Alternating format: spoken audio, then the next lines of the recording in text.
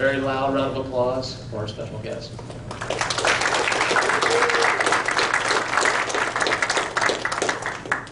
Thank you. I appreciate that. As a Miamian, I always need to gulp a little bit of water before I'm within 100 yards of Doak Campbell Stadium. You know, it's just kind of history. Sorry. I understand. I was told that your wide right kicker, what's his name? Thomas? Is he the guy that he's now a lawyer in town somewhere? So the Miami Hurricane FSU rivalry continues to live on. I was here 3 years ago, and I think that was a game where Miami killed Florida State, but that rivalry continues to be great. Now we're back to it again. I grew up in the 60s and 70s, and I'll talk a little bit about my career, but I ended up one of the only natives that actually said he was born in Miami, then went to Harvard Law and came back. And I've always been not going to the University of Miami, but one of those that saw how bad the program was and then got good again, and then in ruts, and was lucky enough. I have a television show that's been on Versus and now picked up by Bloomberg and CNN and public broadcasting we call Sports Take. And we interview some of the top executives and industrialists in the business, and lucky enough last January to spend 3 really wonderful hours at Bobby Bowden's house, and he is just an absolute master, and regardless of how we think he ended his career, the school owes a lot of a debt of gratitude. But that's not why I'm here. You don't want to hear about that. I am very, very, very excited about being here for the second time. I guess I made the cut and been asked by Dr. Mandela to come back. And I will tell you that my business has gone in a number of different directions. I began actually kind of pursuing the dream of sports business in the early 60s when there was no sports business, and I'll go through the history of it, but I want to tell you the threshold that I have a number of different radio and television shows and still teach the sports and the law course at Harvard Law School, and so I'm a fairly busy, everybody's busy, but you know, for Dr. Mondello and also for this program is emerging and emerged as one of the best, if not the best in the country, and I've had time to spend time with Mike and talk about the goals and the aspirations and the faculty and the commitments and where you all are going, and just you're really positioned. We'll talk about it in Q&A, but you know, you're lucky enough to receive a cutting-edge education in this field, broadly defined, and you know, I would say take advantage of it. But I want to say that at the beginning, so I can you know, speak for my keep. But I just wanted to make sure you knew that I feel very strong respect and feelings for this program, and want to do anything I possibly can to help it get to the next level, as you're already there. So anyway, the world of sports business generally, I would start by telling you that 30, 40 years ago when I began in this, there was no such thing as sports business and sports law. Of course there was, but people didn't understand it. Sports law was something that you did because you happened to have an athlete that needed some legal issues resolved. And there were a number of pioneers who made it easy to take the next step. I would tell you that when I started toiling in this, if you even raised that issue, it was preposterous. I told you, I grew up in Miami in 1966. It was a very important year in my life for a number of reasons. My father died of cancer very quickly, and one of the things that he did a week before that was to call me into the hospital and review the first draft expansion picks of the then newly created Miami Dolphins. And he said, here are some tickets, and we're going to games beginning in September. And of course he knew he was not going to make it, and I didn't. And I guess everybody views sport a different way. I view it with an emotion and a passion that few had because of the original history. But I grew up in Miami overlooking downtown Miami and realizing that there's nothing there, but I'm going to one day kind of help get it there, which was pretty pretentious at the time. But looking back, it's the only way you could operate in that environment. Went to Northwestern undergrad and Harvard Law School, you can say anything you want about it academically, but our football teams over those 7 years, I think, won collectively 11 games, so you ought to be lucky enough to understand where you are here now, too. So after those 7 years in academia, I said I wanted to do something in sports, and there was no field, as I told you. So my first thesis at Harvard Law School was about excessive sports violence in the criminal law, which, again, was a double whammy because I grew up in Miami and I proposed to write about hockey fighting. Now, for people in the Northeast, writing about hockey fighting is, what are you talking about? That's a normal part of the game, so don't start thinking and second-guessing what has happened in years. And that was in Boston, let alone Saskatchewan when you're there. That's even, more automatic. So my first story to tell is that I placed a bet with the dean, who was a criminal law professor of mine at the time, and my bet was, I'm going to play squash with you. And we're going to play 3 games. And if you win, I'm going to shut up and be a normal corporate lawyer and do the normal corporate courses for the next 3 years, tax and all the rest of the stuff that you make Harvard Law students do, and probably even go into a law firm and suck it up and like it. But if I win, I'm going to have you write me a hall pass, and I'm going to get out of my 2nd and 3rd year courses, and I'm going to do surveys at Fenway and then Schaefer Stadium, which is now Gillette, and Boston Garden, and talk about the excessive versus aggressive line in sports violence, and that's going to be my thesis, but I'm going to take 3 years doing it, and I'm going to then turn it into a federal bill and legislation, and that's the long story. And the bet was on, and my roommate at the time at Harvard Law was and is, wasn't then, but he's the Chief Justice of the U.S. Supreme Court, John Roberts, who happened to be a squash player. So he was my coach, he was my friend, and my mentor, and more important than anything else, he got me to beat Jim Warnberg, who was then the criminal law professor, the dean. Oh, I forgot to tell you, Jim was 81 years old when we played.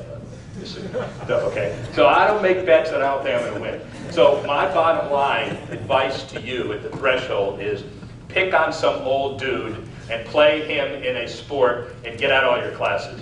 That's not exactly the right answer, but my point was that, to me, began the pioneering of sports business in my life.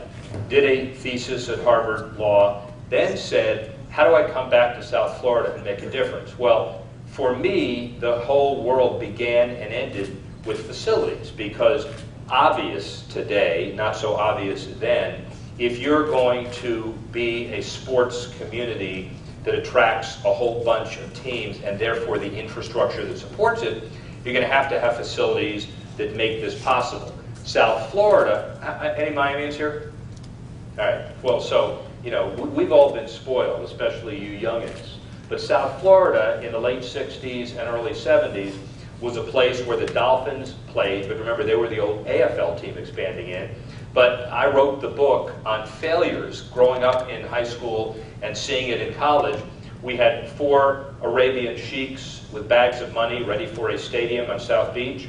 We had an arena wall where the WHA was expanding and the Miami Screaming Eagles, I have that jersey, Bernie Perrant, an old goalie with the Philadelphia team, came down and held a press conference. This was going to be our entree into hockey. Hey, but we forgot to finish that arena and it turned into a shopping mall out by the airport. We had the Buffalo Braves moved down to Hollywood Sportatorium, all local knowledge, but I'm proving a point. And they didn't have money to do an arena, so that ended up by the way, being after 3 days in Hollywood, Florida, the Buffalo Braves ended up going to San Diego to be the Conquistadors, and then moved north to be the Clippers, and that's the LA Clippers. So I give you 50 examples. My point is, we had a substantial presumption of failure. I ended up getting, after law school, and 25 years old, I decided to take a fairly significant risk, which really wasn't one, because I always knew you could go back to a law firm, and asked Bob Graham, then governor, to stake a sports authority and sports commission. Today, everybody knows what sports authorities and commissions are, but in 1979 and 1980, it was a fairly novel exercise, and he enabled it for South Florida, and I was the first director. And I will tell you, we went through 7 iterations, 220 elected officials, appointing 438 appointed officials, all of whom having the power of the budget and hiring and firing this poor executive director who could dictate policy and get an arena done. We thought about the NBA. We figured out that this was going to be our real shot at expansion. We found out that the way to deal with it was to overcome the presumption of failure.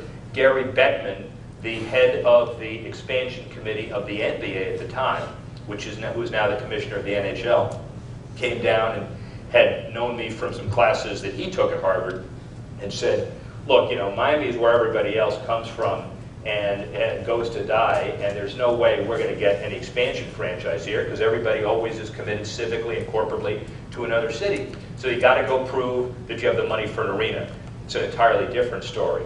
We had a preseason game to prove we were supporting NBA basketball. We knew we didn't have an arena, so we convinced the promoters that we would pay them a guarantee when the Washington Bullets then played the New Jersey Nets. We had a three-walled convention center, and we didn't know what to do with the fourth wall. So like you do in gymnasiums in high school, you put that little padding up. And I remember some of the NBA players who came in and said, are you kidding? We're going to play a preseason game here? That was in the early 80s. We knew David Stern's mother lived in South Beach. So we picked her up by limo. We gave her a rose. We put her courtside. She called her son and said, what a wonderful group of people this is. You ought to give them a team. The commissioners then called and said, that's not the way you get an expansion franchise. What are you doing? So on. And I would just tell you this story to tell you this is how it broke into the field of sports business and sports law. A lot easier today, by the way. April 13, 1987, Ted Arison, who is the father of the current owner of the Miami Heat, little significant investment. He created Carnival Cruise Lines, worth $2 billion in 1985, to tell you how much he could have been worth today. He's no longer with us, but we convinced him that basketball is not important in and of itself, but it's important for civic growth. So he said, all right, I'll write a check, but I'm not going to pay more than $15 million. We organized a funding of an arena contingent on an NBA franchise. That we thought was the hard part. Now let's go get one. We go up to New York, David Stern's office, a couple of us only, Commissioner Stern, Ted Arison. Ted Arison sits there and says, what's the price? David Stern says, $32.5 million. Test your knowledge. Charlotte Bobcats, expansion franchise, entry fee. Anybody know? You know, wonderful pinnacle of the profession, numbers recall people. Number, expansion fee? 150. Let's double that. $300 million bucks, okay, for Michael Jordan's Charlotte Bobcats that Bob Johnson bought and Michael Jordan just bought. So 1985, 1/10 that price? Outrageous, says Ted Arison. Okay, so we're making small talk in David Stern's office. Ted Arison gets up and leaves and says, I'm leaving. It's outrageous. So, I'm there talking about the weather and how wonderful the NBA is. And David Stern saying, shut up, I don't want to hear from you. Your guy just left, why don't you leave? So 7 minutes later, the longest 7 minutes of my life, Ted Arison comes back and he says, Commissioner, and this wasn't rehearsed quite clearly. And Ted Arison comes back and says, Commissioner, with all due respect, I went over next door to try to buy a franchise from that basketball company that sells expansion franchises across the street. Oh, by the way, there is no such thing, so I guess I've got to deal with you. You win. Took out his checkbook, $32.5 million, no terms, no payment terms, handed him a check and saying, is this good enough? And of course, in that world, David Stern is smart enough to say, you've got a franchise.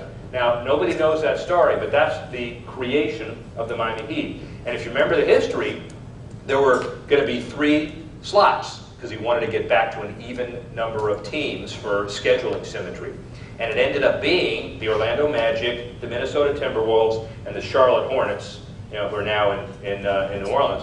But the 4th team, because of that $32 million check, was the Miami Heat. Now, we started the team, all of a sudden we have credibility. The Heat begat the Panthers begat the Marlins. Miami went from a sports wasteland to having teams expanded quicker than any other city in history save Phoenix. And now we have, congratulations, full-page ad with the Dolphins congratulating Miami thrice. And all of a sudden, let's close down the NBA schedule because the Miami Heat is ordained to win not just 1, but 7 NBA titles in a row, so let's get started. And so, of course, nobody was ever against it, and all of a sudden, the NBA and the Miami community were destined to come together, and there was no problem of getting expansion franchises in Miami. Well, I'm here to tell you that that's not exactly the way it worked. But we started the career in sports business and sports law because at the time we knew we had to develop infrastructure, and we knew we had to develop funding, and we knew we had to develop business.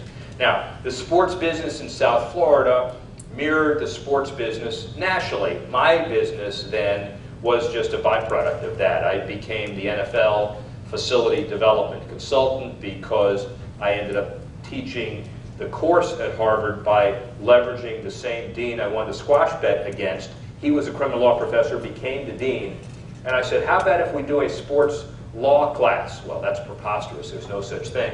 Well, Stanford's doing one and Yale's doing one. All right, when do we start? So that began the Harvard course in 1989, and 20 some odd years later, obviously, not only is that happening, but now, I don't know the current number, but as of last year, and what I use on the national shows is that there were, as of last year, 485 schools teaching management, administration, marketing, law, general sports stuff, and everybody thinks it's a core curriculum item. So obviously there are a lot easier entry points today, but there's also a hell of a lot more competition for all of you in this room to the extent you want to take the next step. For me, we said, what do we do next with the help and the work of being beaten down all the time, building arenas and getting South Florida expansion? Well, let's take it on the road and do stuff. And long story short, ended up putting together a number of the stadium processes on behalf of the NFL, made a commitment to the commissioner, who we knew through a lot of the teachings and doing business, that rather than working for individual teams, it would make a lot more sense for me to be the deputy commissioner, facility development consultant in charge of NFL stadium stuff. And of course, those of you who studied stadium and facility stuff realize that the economic sweet spot in the 80s, 90s, and new millennium is the public contribution of stadium dollars. Like it, not like it, we can get into a long debate about that. I've done that for 30 years, so bring it on. But the point is that the economic value add for a team is usually the amount of public money that comes into a stadium, whether you like it or not. And so I was at that sweet spot. So over a 10-year period, Cincinnati, Cleveland, Detroit, San Francisco referendum, we're finally getting around to getting that done. The LA process, Phoenix, Dallas, Houston, New England, Washington, Philly. There have been 24 of these deals done at the NFL, so right at the epicenter of that. And then took that business over to NASCAR. And the argument that I used at the time was the economic development and impact for facilities and franchises is the same whether it's racing, football, or otherwise. The economics of a Winston Cup at that point, Sprint Cup race, are about the same as a Super Bowl. Only you get it twice a year and you get it regularly. And so that argument worked to put a public-private partnership together in Kansas for their speedway, in Chicago, in Dallas. So I morphed from not ever seeing a race to being this definitive racing expert over time. And then developed a consulting business and then sold it. But one of the keys, and we'll get into that in a little while too, is where is the business today and what's the life from that perspective? I put these partnerships together and said, let's take the next step.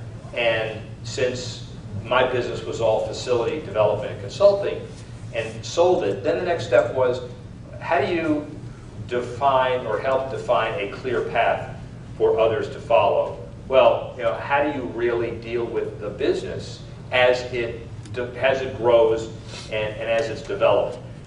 We put together with Carlos Swadek, my author and my co-author and partner, a book called Beyond the Box Score, and this is not a plug to buy it. It's just what we tried to do is a comprehensive overview of the business of sports for those who are casually interested in the business. And it's hard to define what that means. You all are a step above being casually interested in the business, but we tried to put together the overview that is more than for the 30,000 people who read the Sports Business Journal. I assume all of you see or know or are aware of what the Sports Business Journal is. But there's a big gulf between that and the rest of the world who want to know a little bit more about the economics.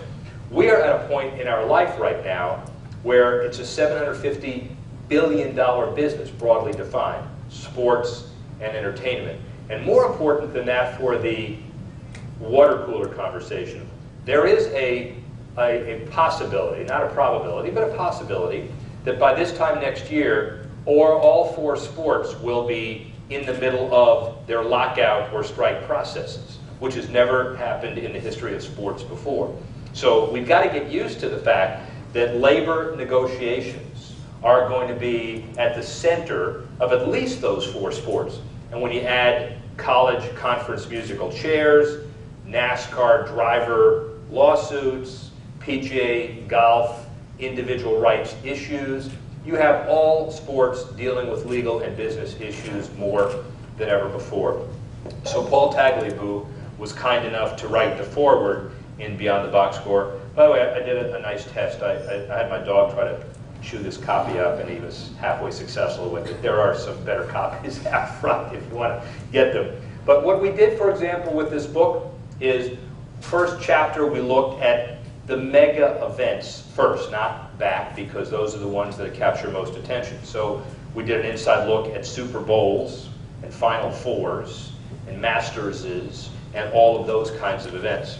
Then we did a chapter on the economics of television, because we all understand that television today drives the economics of all of these sports and colleges. Now, that's even before you get into the whole vertically integrated issue of what is television in the future. Is it podcast? Is it 3D high def? Is it these newfound devices? Is the merger of television and these pocket devices we have one medium? How do you treat the future evolution of technology? That's probably the biggest economic issue that anybody faces.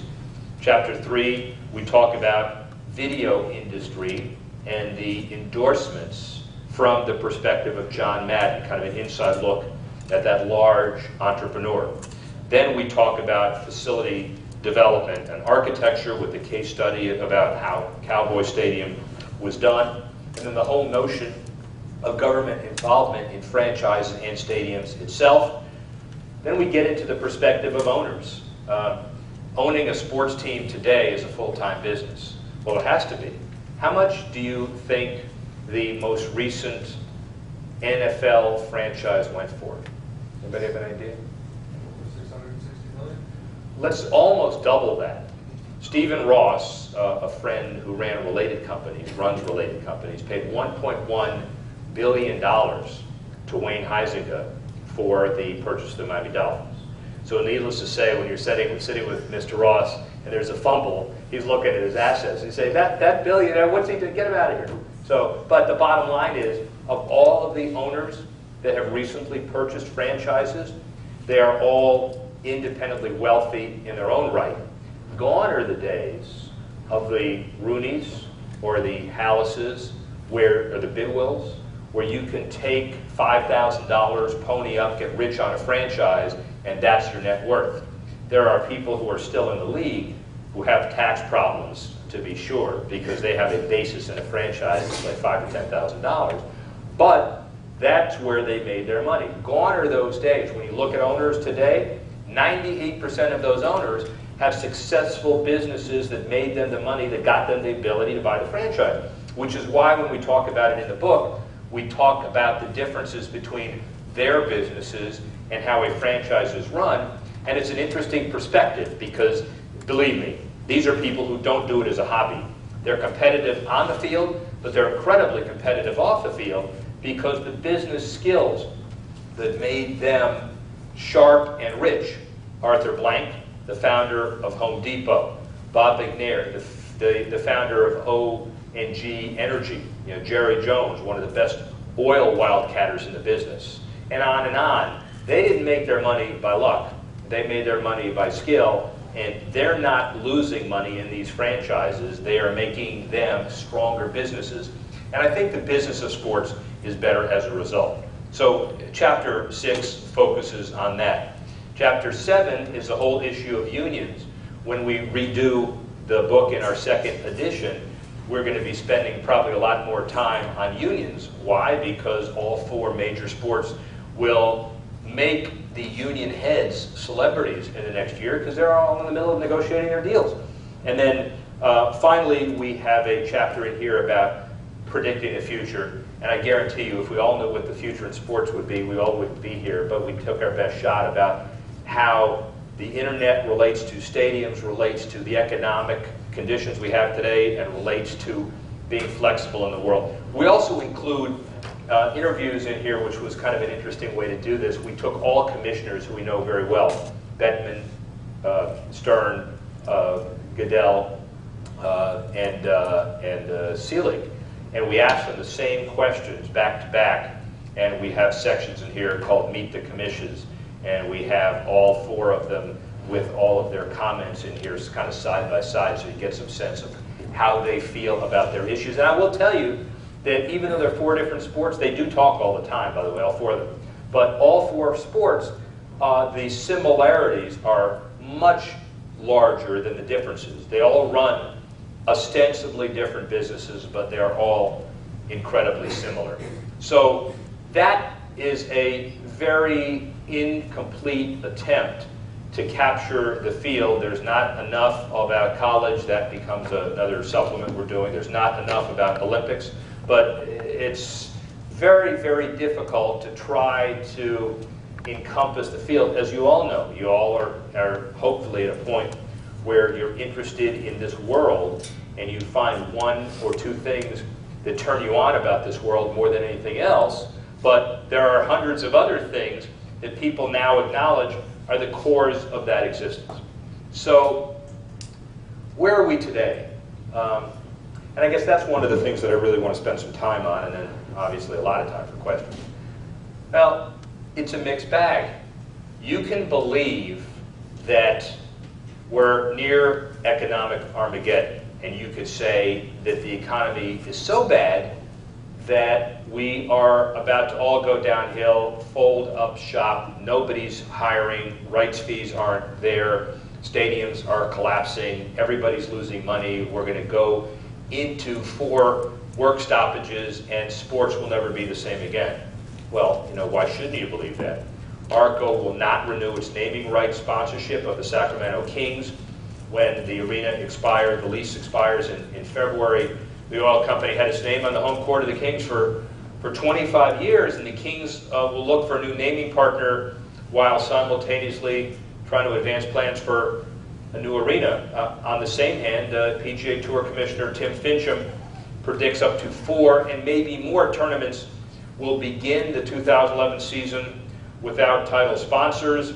The big event in Miami that used to be the Doral Ryder and the CA, the Hilton Head event, do not have sponsors, and there's Armageddon in golf. The private equity firm Blackstone Group won't offer any funding to Liverpool co-owner Tom Hicks as he attempts to buy the club's debt in the Royal Bank of Scotland. And if Hicks and co-owner George Gillette can't pay off the $375 million loan, they're going to have to sell the club. Well, you look at a lot of that, you can add some of the stuff that goes on a weekly basis. Why bother getting into this field? Because the economics look awful.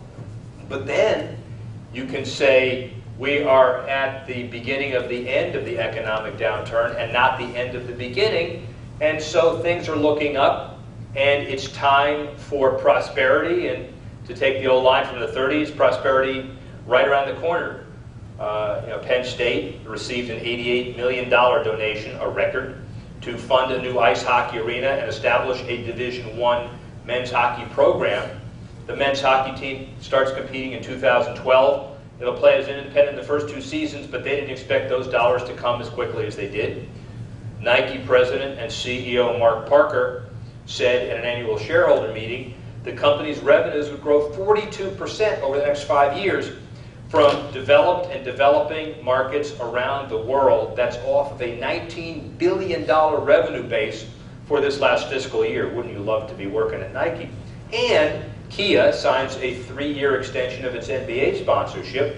The league's official auto partner is now on the annual MVP award, the most improved player, defensive player, sixth man. They also have deals with 13 teams in addition to a deal with the league office. So there at least is some evidence to say that prosperity is right around the corner.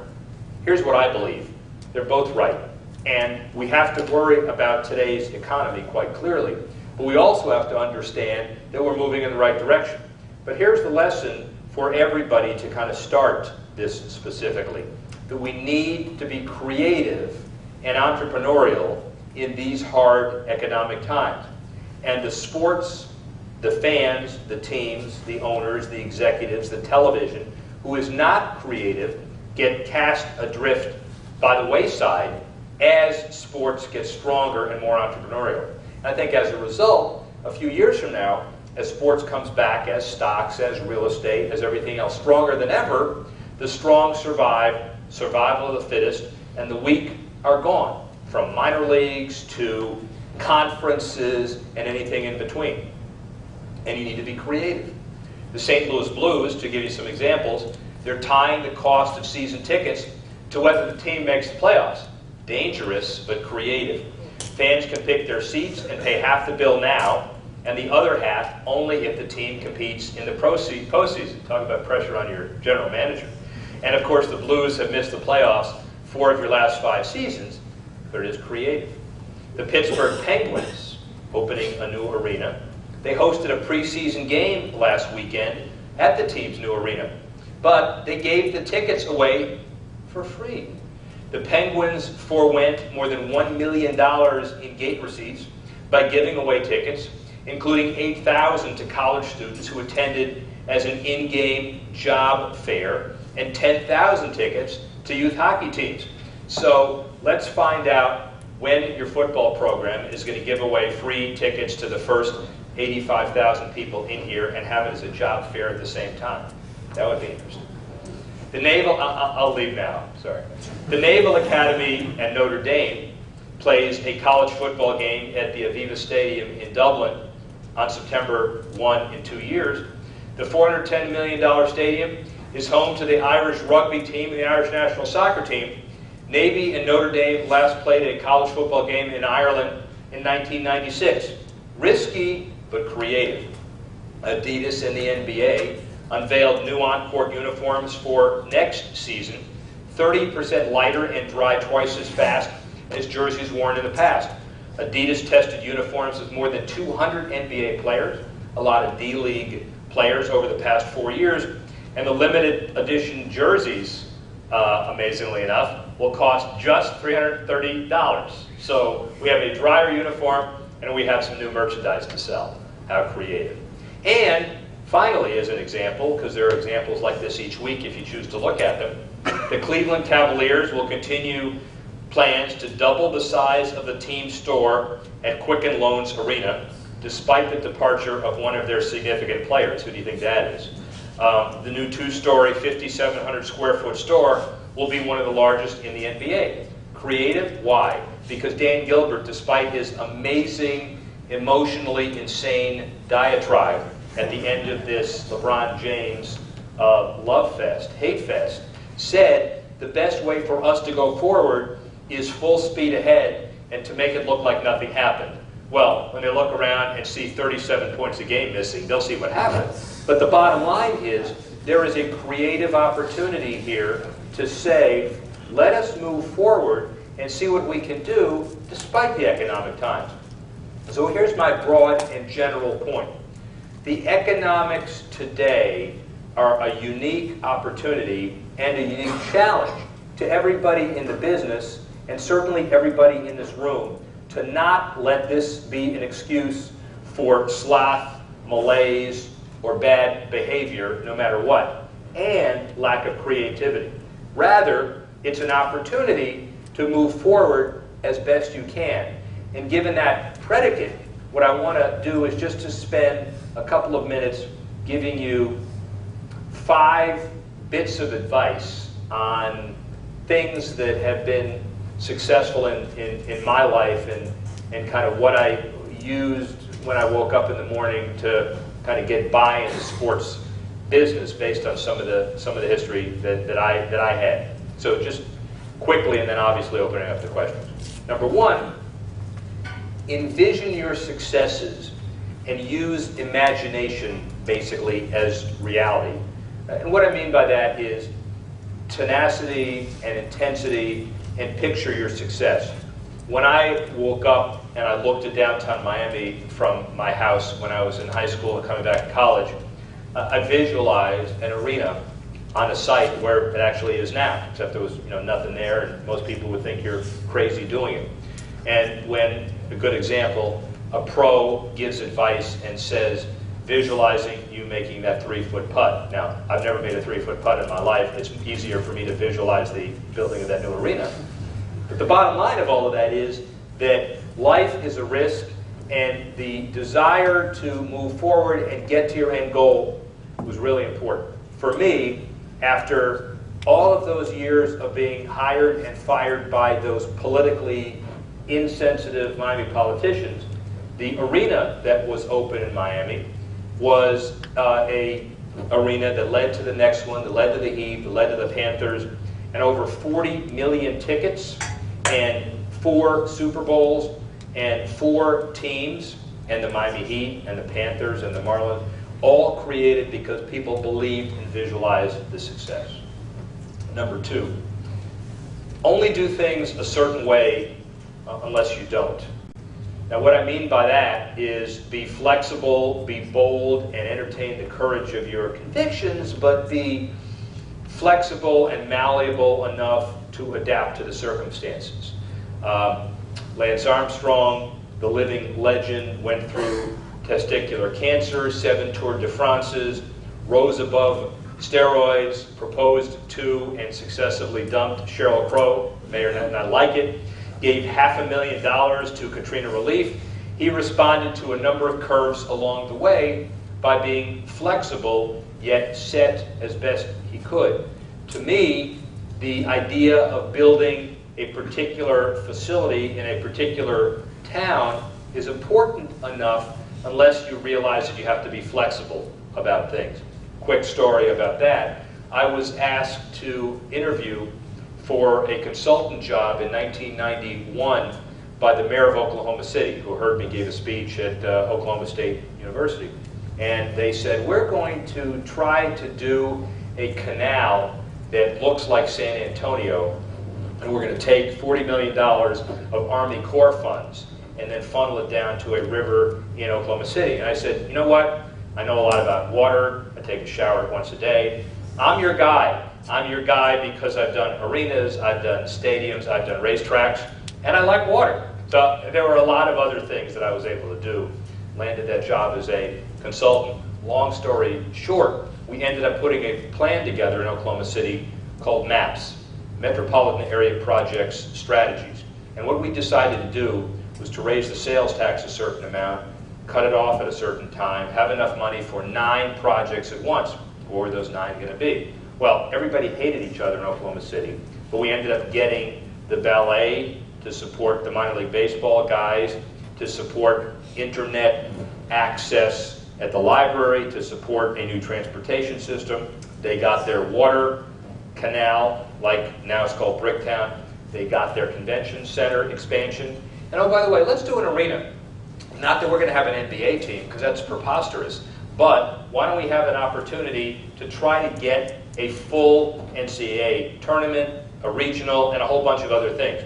So within a year, overcame the polling deficit, got the deal done, largely because there was significant cooperation among everybody there. And those of you who have been involved may know the rest of the story. The Katrina New Orleans Hornets couldn't find a home. They played in Oklahoma City for those 2 years while the New Orleans arena was redone. Oklahoma City, in the meantime, proved itself for basketball. The guy who is the son of the publisher of the Oklahoma City paper, one of the most powerful men in Oklahoma, Clay Bennett, ended up buying the Seattle Supersonics, tried as hard as he could, really, to get a new arena in Seattle. And what's the net result? 2 years of the Oklahoma City Thunder, who pushed the Lakers to the brink last year, and with Kevin Durant, the sky's the limit.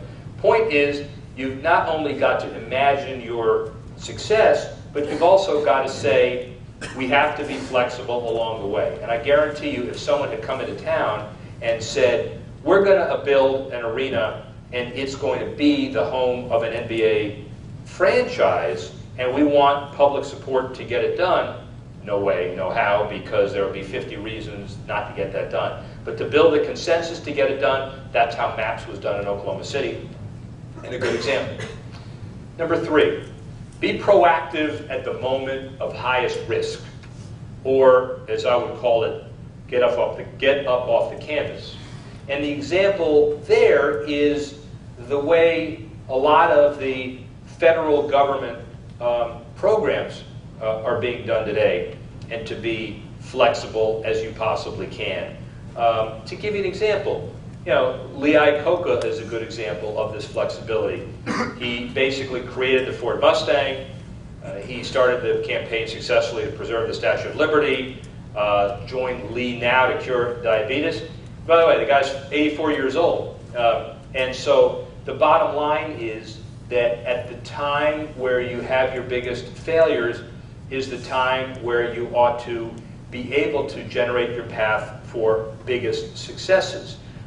Again, economically, many people say the Depression has caused some problems. One of the things that's happening around the country is the whole idea of using stimulus money as a rebound of that. We may like the program and not like the program, and there's billions of dollars available, and a lot of the government programs are now being used for convention centers, infrastructure, and sports arenas. Ironically, you may not know this, but the old little history lesson. The WPA worked the Hoover, Roosevelt had to get out of that depression. Well, $11 billion in today's dollars was dedicated to the stadium for the Hall of Fame in Cooperstown, the old Orange Bowl, Rutgers Stadium in 1939, and on and on and on. So there's history of using economic development funds to actually build sports facilities and generate some support that way. And a lot of states are taking advantage of that. Good example of, at the moment of biggest crisis, get up off the canvas. And then I guess the other point that 4 is dedication to your craft, be intense, and be as focused as possible. The example I want to use on that one, quickly, is the whole NASCAR world and the relationship back to football. Quick story, when I was involved in the stadium stuff and finished all the NFL things, the goal was to try to get NASCAR committed to take the next step on it. Had the introduction from Paul Tagliabue, the commissioner, but then the question was, how do you move forward and take the next step? I had a meeting with the France family. NASCAR fans? Any NASCAR fans? It's one of the problems in NASCAR, right? So NASCAR fans. The France family, Bill France, father founded it, Bill Jr., Lisa France, the daughter, all there. And they said, well, what is your qualification and why should you kind of lead our process here? And the goal was you have 6 or 7 minutes in every conversation, the studies prove this, to make your point or have people, even if with the best introduction, refer to your info as polite patter and then just go on and go about your business and not get anything done. So in those 6 or 7 minutes, you all have to make a decision. What's the most important thing for you to emphasize, and how intense, and how committed, and how prepared are you? Of course, when they were asking, why are you qualified to do this, I could have remembered or memorized the blood type of the left front jack person who installs the tire on every NASCAR team and be discredited after the first question. Or could have said, look, I've seen enough license plates around here to understand that everybody comes from other states. And the economic impact of what you do is at least as big, if not bigger, than Super Bowls that we've used to build $20 billion worth of NFL stadiums over the past 15 years. We'll do the same thing for you. That was the argument that worked. And that's the argument that we had to use for politicians in Kansas, in Chicago, in LA, Fontana, and all over the country. So the bottom line is not just pick your spots, but also to make sure that you move forward with some intensity and with focus. Finally, and I guess maybe this is the best advice I can give to anybody, which is don't take criticism personally, be intense, be focused, and keep your goal in mind. I'm really good at being fired. I was fired by all of those sports authorities in the 80s. Jack Nicklaus became a friend and said, I like the work you're doing on the arena process in Miami. Would you like to be the person that runs my golf empire? He wanted to be a mini IMG. And those of you who know IMG, it's events, it's representation, it's worldwide.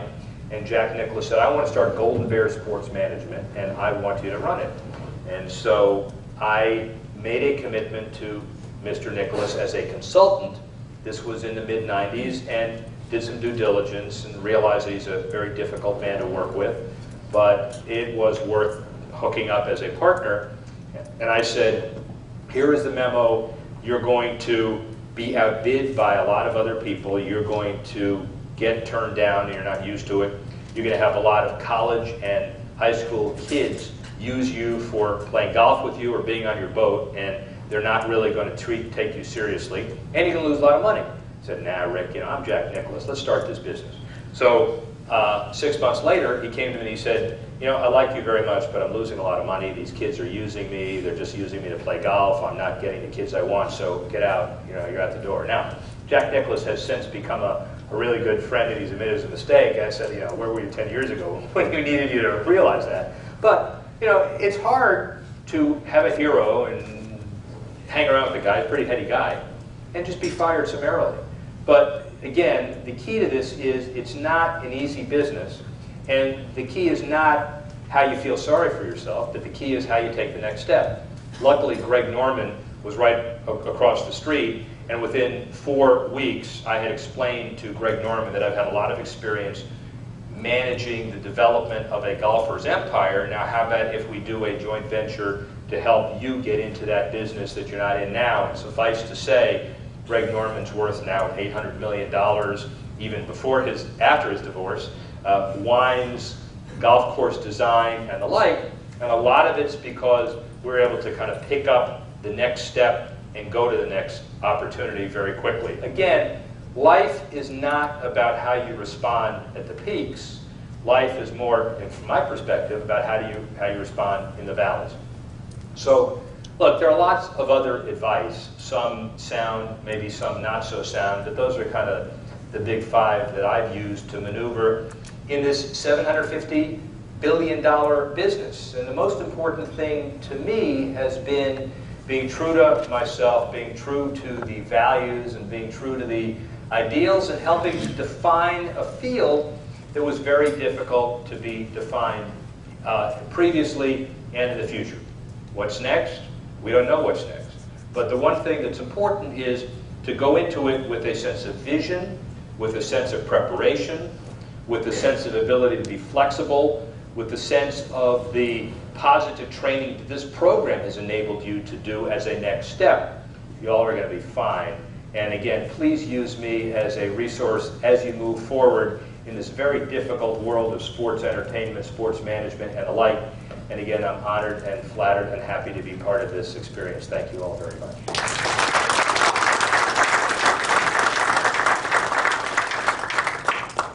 You got about 15 minutes for some questions, so let's open it up. Yeah, let's some time for questions deliberately, because I want to make sure that you guys feel like you have some practical application to all of this. What's your opinion on the Rays and top 10 field and slow tennis? Do you feel like it's an economy or is it the location? Are you from Tampa? Let's move the teams. Now, Well, I'm from CP. okay. Here's the problem with Tampa. It's a little bit of the problem I had in South Florida when I came back. Everybody's from somewhere else. the Lightning and the Buccaneers got their stadiums done, and they won their respective championships. Everybody's a bit spoiled. The argument that the owners are using, which is the absolute right argument, is that we need a new facility to generate higher payrolls to be competitive. Well, they've been competitive with the low payrolls because their system is, their farm system and their development system is really good.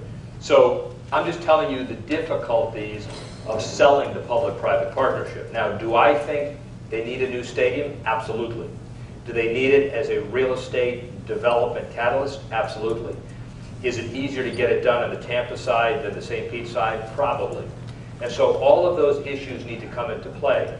Unfortunately, when deals really get done, it's because there is that magnificent, time-sensitive leverage where a team will say, we're leaving unless you do something about that.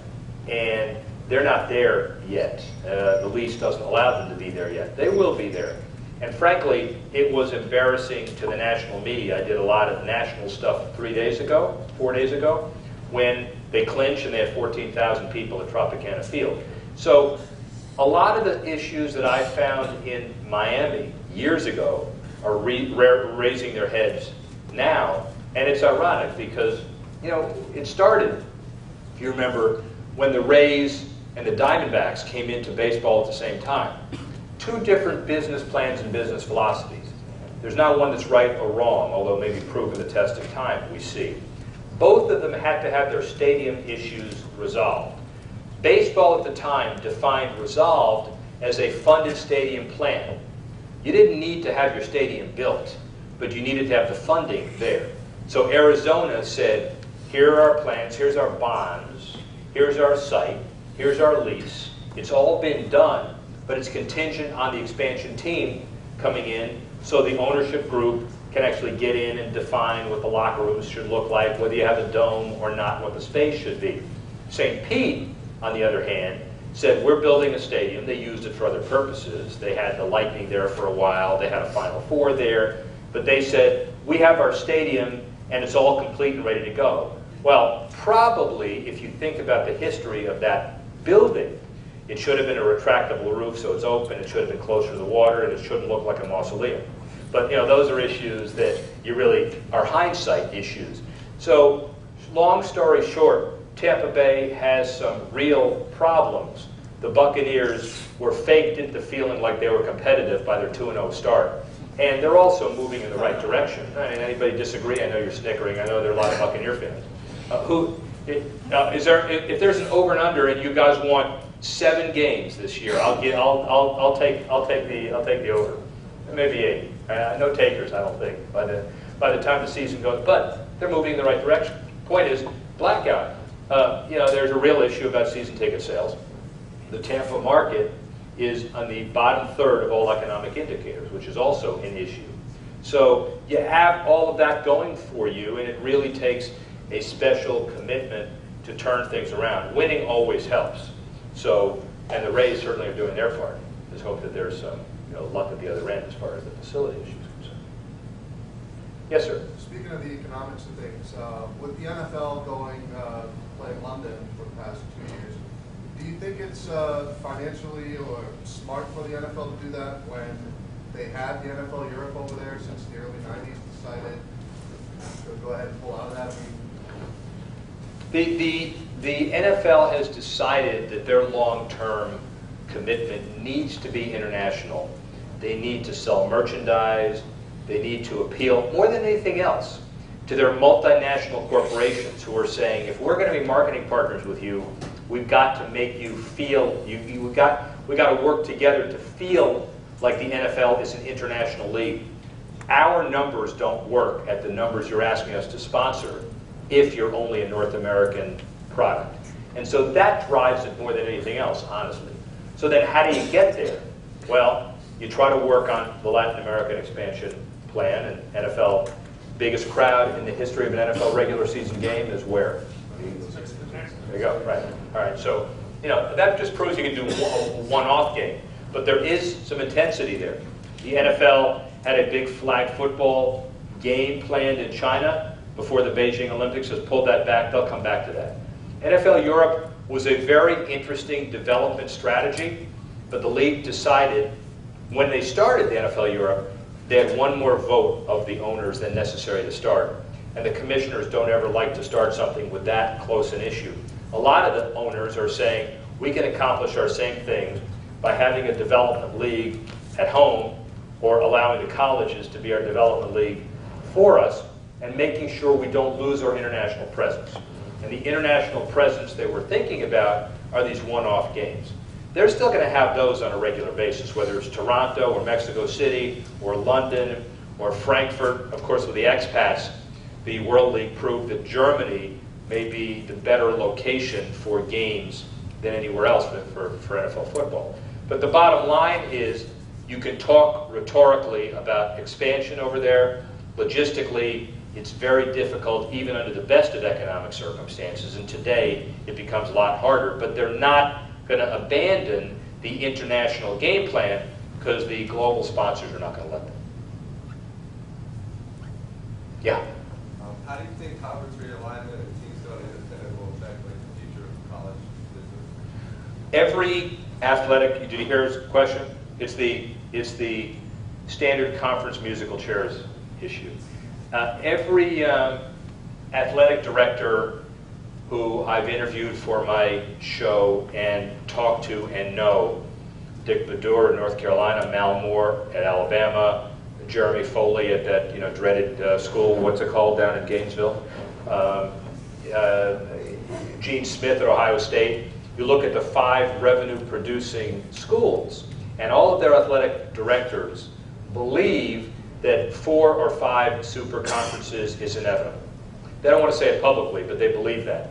And when you look at the economics of that, every college, every Division I college, whether they admit it or not, have asked their staffs to draft a contingency plan on what happens very quickly if there is sudden realignment. Now, nobody expects that to happen as quickly as it did this year or did this year. I mean, there was a lot of chaos. But when you consider what could have happened, it was fairly benign. And what it takes, by the way, is the next TV cycle to then inspire a big grab to generate a bigger contract. And then every one of these other schools has a structured payout to allow a school the flexibility of leaving a conference as long as they pay a penalty. Well, who's going to pay that penalty? The conference that wants that school in. So it's a negotiation which is very similar, by the way, to the way franchises have moved from city to city. What happens is they get the stadium done, they get the debt paid, then the city that wants that team will end up doing a sweetheart deal in the next stadium whose money will then be on the table to pay off the old deal. So it's a similar thing. And you could argue that that's a terrible thing and it's not pure and it's not fair, but that is an extension of the free market. It's really also an extension of what industries do and communities do to beat the hell out of each other to relocate a widget plant or an iron ore plant or a defense plant or an airline company. It's the same exact process. As it relates to where the conferences are going, I'm not sure it's 4 or 5, but there will be a day that unless there's some government regulation, you're going to have these big-time super conferences, and I'm not sure the government's prepared to get into that. Ironically, and we can talk about this, if you want your playoff system, that's the way it's going to happen, because you're going to have 4 conference champions who automatically become the semifinalists. And you could say, well, that's going to work or that's not going to work. It's not going to happen tomorrow, so we don't want to debate the micromanaging of that. But we're leading to that. We're leading to that. So, yeah. Your thoughts on the PSL process? The new Meadowlands Stadium went through a PSL process. Both the ownership of the Jets and Giants claimed it was necessary. The fans certainly didn't buy their explanations, although many bought their tickets. Just your thoughts on that. Man, and you sound like a New Yorker. I am a New Yorker. Yeah. All right. There you go. See. First of all, you could say I have a lot of comments on that. The Jets and Giants attempted to fund a $1.6 billion building in the midst of a tragic economy in a 11 million person market, I get it, that had 5 other major facilities starting simultaneously, appealing to the same corporations. It is economically impossible to do all of those at the same time. Yet, sequentially, that happened. So if you accept that premise, then how do you get it funded? Well, either you don't do it, or you sequence the funding and bifurcate the funding so a number of different people are going to get hit. The public sector, as far as traditional taxes, didn't get hit on the stadium. If they did, then you'd be asking another question. God, how can the public be paying for this? And the transportation got done with infrastructure, and the public did pay their fair share. So is it fair to ask for the public to own a seat and then have to pay on an annual basis the season tickets again? Well, that's outrageous. Well, that's one side. The other side is you can ask for whatever you ask for, and if the public is willing to pay for it, then hopefully you don't overprice, but you find different levels where different publics will pay for different things. There's a commissioners club at that new stadium he refers to, where 5 corporations have 5 different suites, and they pay $1 million a year for those suites. That's not really published. And there's this big fireside area that I had a little conference in where the CEOs were all there, and that is the elite of the elite. Well, you say, wow, that's upper class, that's not fair. Well, who else is going to pay for it? So the bottom line is there are a lot of different price points. And frankly, the answer to the question will be not the volume of the descent, but at the end of the day, will they actually be paid for or not? There are ways to get PSLs more attractive, which is a separate question that I happen to like. Give the owner of the PSL the ability to resell it unencumbered without having to have the team buy it back. Having a PSL purchased based on the length of your time as a season ticket holder, so you reward loyalty. I mean, those are tactics that can help the marketability of a PSL. But fundamentally, my answer on stadium financing is get it from as many different sources as you possibly can in as many ways as you can. Yeah? I've got a question. With the new collective bargaining agreement in the NFL, with that being Which you think will happen and when, by the way, just so you know. I just so I know. don't have the slightest idea when it might happen. Good. But, You and everybody else, by the way. So, but with it being written and structured, do you think they're going to place more of an emphasis on small market teams and how they can succeed and how they can, survive? More specifically, a team like Jacksonville. yeah, well, they have to. More particularly a team like Jacksonville, the answer would be to put 500,000 people east of the city, but there's an ocean over there. One of the problems is that's one of those cities that needed a lot of help at the beginning of the deal. And a publicly funded stadium wasn't the only piece of this. And when Wayne Weaver started the team, he had a bunch of corporate CEOs in Jacksonville that said, we're going to help you, and they've all, not all, but many of them have pulled out. So that's been part of the problem. The new collective bargaining agreement in the NFL is really going to be tough. Here's why. There are a number of different agendas. There are a number of different interest groups. The current players, who want as much as they can. The rookies, who want to maintain that wage scale, but most players, when you talk to them, say, those rookies don't deserve that $50 million Sam Bradford guarantee. You have to throw in a damn pass. What's going on?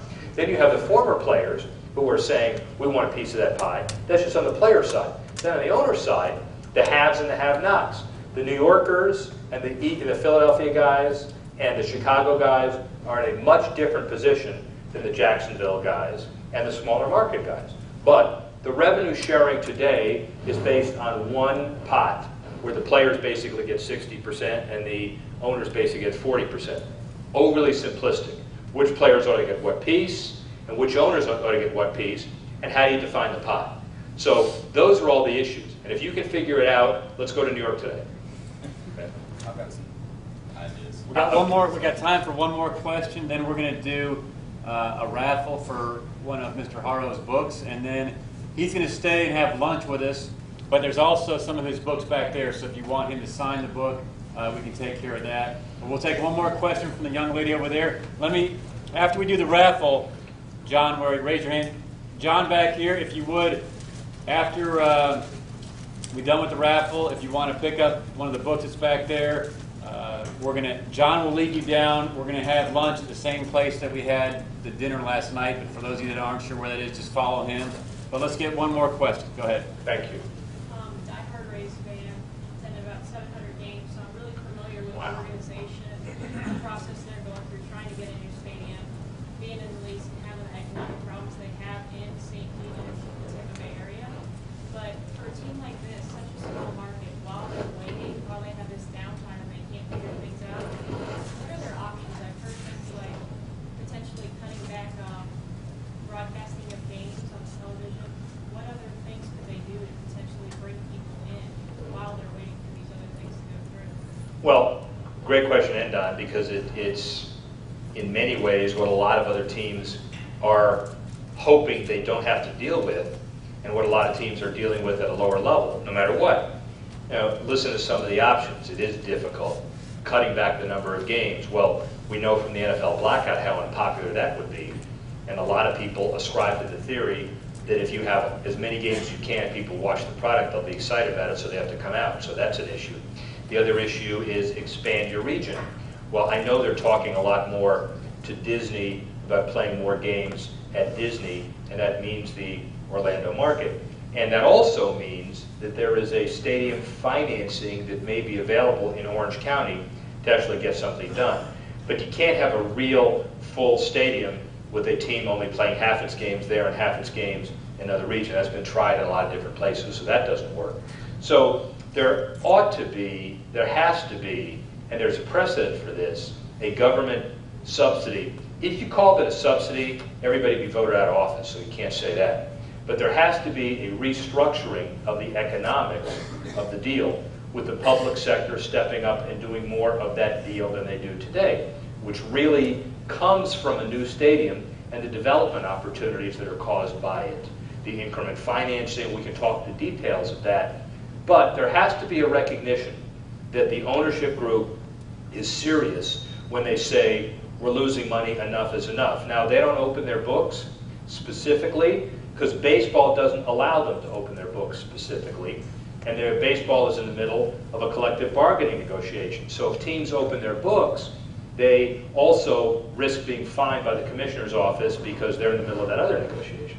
And I don't think people really understand the business plight of a team like the Rays when they see Evan Longoria making all of that money and they see these guys making all that money, and they don't have jobs. Or if they have jobs, they've been laid off, or their medical benefits have been reduced, or they're downsized. So it's a very inadequate way to end by telling you, I don't know what the answer is, but I will say that the dynamics that the Rays are going through in many ways is a test case for what a lot of teams have to go through in the future. And remember, let me just go back to the theme.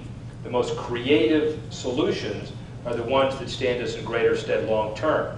So assuming they're creative about it and are intense about this and remain committed to the Bay Area, they're going to be fine. We'll just have to see how that all shakes out. So, listen, thank you all very much. Really appreciate it.